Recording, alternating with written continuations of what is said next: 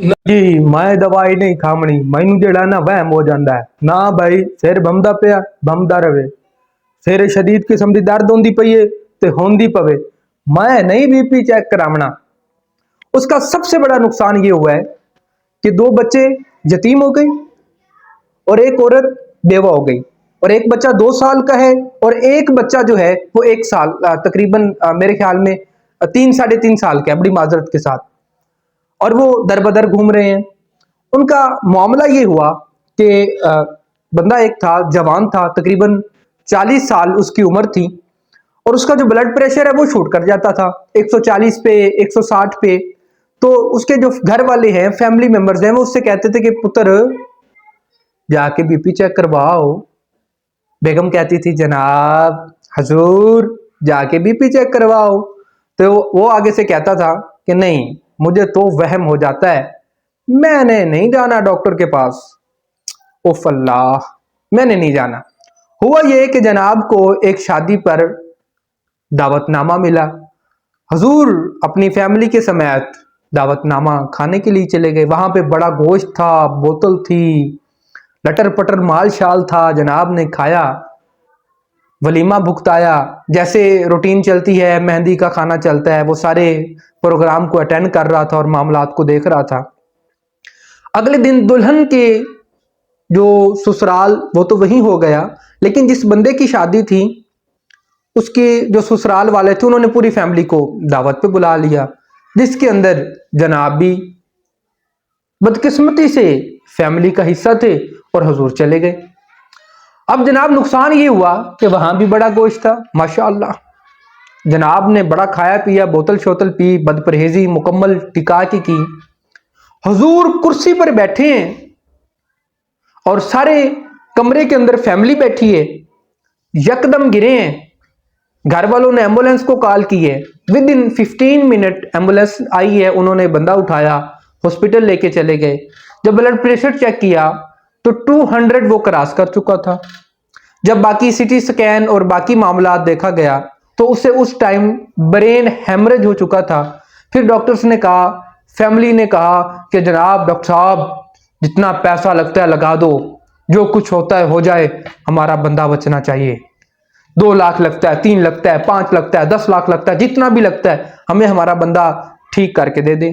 Doctors ने कहा बड़ी माजरत के साथ, अगर ये 3 दिन तक अगर ये जिंदा रहता है तो फिर उम्मीद है कि ये बच जाएगा। मैं यहां पे एक बात बताता चलूं, क्योंकि मेरा बड़ा एक्सपीरियंस रहा है। मैं 100 के करीब जो मैंने क्रिटिकल पेशेंट्स को नर्सिंग मुहैया की है। जब एक बड़ा ब्रेन हेमरेज होता है, जब वो बड़ी तरह अंदर शरेआन को जाके वो डैमेज कर देता है और वहां पे खून जम जाता है, अगर या तो वो मरीज मर जाता है, अगर वो जिंदा भी रहे तो उसने खुराक और पेशाब की नाली के साथ जिंदा रहना होता है, और उसकी वन साइड मुकम्मल तौर पर मफलूज हो चुकी होती है, और वो फिर उसका पेशाब, रोटी, ये वो बाकी घर वालों की जिम्मेदारी होती है। वो कभी दें ना दें, वो सब उनके एक बिहेवियर पे डिपेंड करता है। उन फैमिली वालों ने कहा कि डॉक्टर साहब 3 दिन देखते हैं, लेकिन दूसरे दिन ही जनाब वाला अल्लाह ताला को प्यारे हो गए। यहां पे एक बड़ा सवाल उठता है कि यार उसकी मौत ऐसे ही लिखी हुई थी, और वो जनाब वाला अगर शरेआन फटने से ही लिखी हुई थी तो फिर उसकी मौत ऐसे ही आनी थी, तो फिर हम पूरी दुनिया के अंदर जो ब्लड प्रेशर की मेडिसिन है वो बंद कर देते हैं। हम कहते हैं कि यार जो तकदीर में लिखा है वो हो जाएगा। ओ खुदा के बंदो, अल्लाह तबारक व तआला ने अगर बीमारी भेजी है तो उसका इलाज करना सुन्नत नबवी सल्लल्लाहु अलैहि वसल्लम है।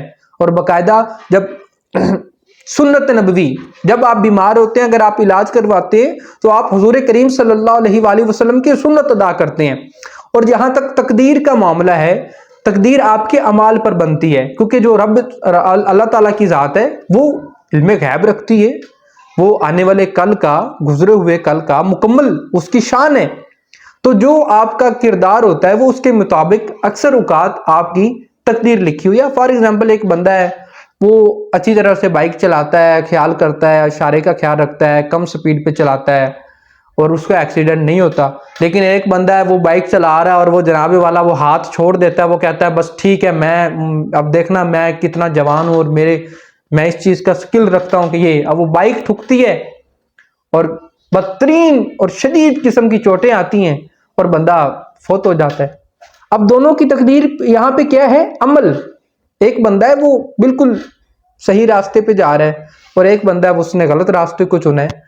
تو میری گزارش صرف یہی ہے کہ نوجوان جو آج کل 35 کے قریب ہیں، 40 کے قریب ہیں، اگر ان کے سر میں درد ہوتا ہے، ان کے پٹھوں میں کھچاؤ محسوس ہوتا ہے، ان کے سر میں اکثر عموماً درد رہتا ہے یا انہیں چکر آتے ہیں، تو میری یہ گزارش ہے کہ خدا را اپنے بلڈ پریشر کو ہفتے میں ایک دفعہ جو ہے وہ لازمی چیک کروائیں، تاکہ آپ کے بچے یتیم نہ ہو جائیں، تاکہ آپ کی جو بیگم ہے وہ لوگوں کے گھروں سے ان کو صدقات اور خیرات نہ لینا پڑ جائے.